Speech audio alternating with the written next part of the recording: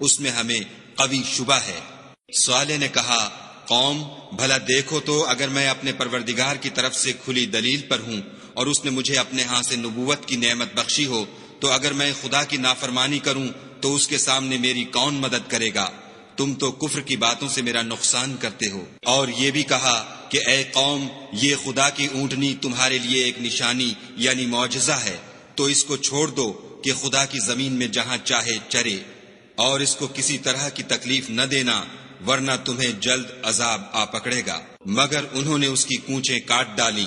تو صالح نے کہا کہ اپنے گھروں میں 3 دن اور فائدے اٹھا لو، یہ وعدہ ہے کہ جھوٹا نہ ہوگا۔ جب ہمارا حکم آ گیا تو ہم نے صالح کو اور جو لوگ ان کے ساتھ ایمان لائے تھے ان کو اپنی مہربانی سے بچا لیا اور اس دن کی رسوائی سے محفوظ رکھا۔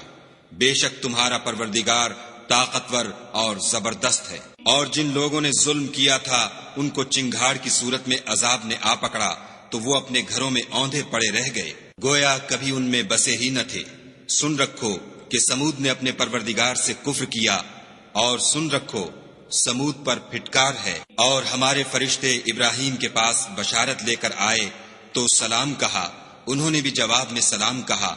ابھی کچھ وقفہ نہیں ہوا تھا کہ ابراہیم ایک بھنا ہوا بچڑا لے آئے۔ جب دیکھا کہ ان کے ہاتھ کھانے کی طرف نہیں جاتے، یعنی وہ کھانا نہیں کھاتے، تو ان کو اجنبی سمجھ کر دل میں خوف کیا۔ فرشتوں نے کہا کہ خوف نہ کیجیے، ہم قوم لوط کی طرف ان کے ہلاک کرنے کو بھیجے گئے ہیں۔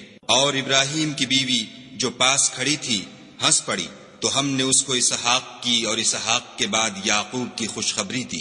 اس نے کہا، اے ہے میرے بچہ ہوگا، میں تو بڑھیا ہوں اور یہ میرے میاں بھی بوڑھے ہیں، یہ تو بڑی عجیب بات ہے۔ انہوں نے کہا، کیا تم خدا کی قدرت سے تعجب کرتی ہو؟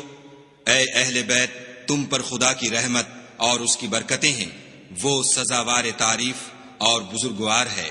جب ابراہیم سے خوف جاتا رہا اور ان کو خوشخبری بھی مل گئی تو قوم لوط کے بارے میں لگے ہم سے بحث کرنے۔ بے شک ابراہیم بڑے تحمل والے، نرم دل اور رجوع کرنے والے تھے۔ اے ابراہیم، اس بات کو جانے دو تمہارے پروردگار کا حکم آ پہنچا ہے اور ان لوگوں پر عذاب آنے والا ہے جو کبھی نہیں ٹلنے کا۔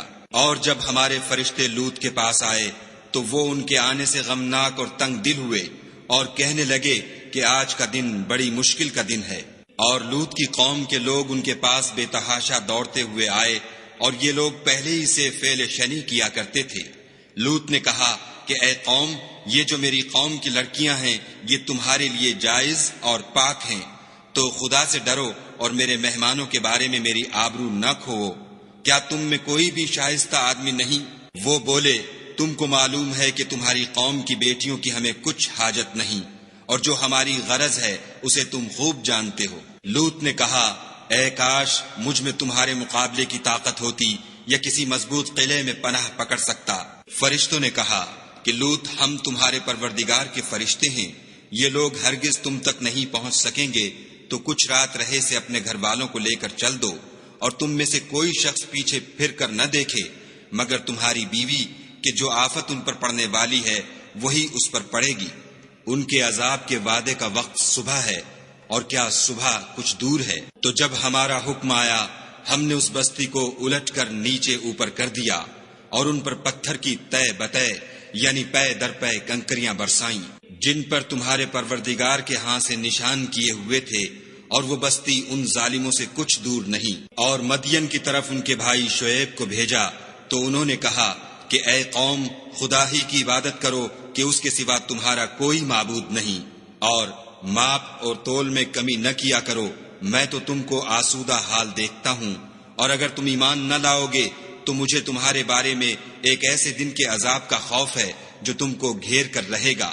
اور قوم، ماپ اور تول انصاف کے ساتھ پوری پوری کیا کرو، اور لوگوں کو ان کی چیزیں کم نہ دیا کرو، اور زمین میں خرابی کرتے نہ پھرو۔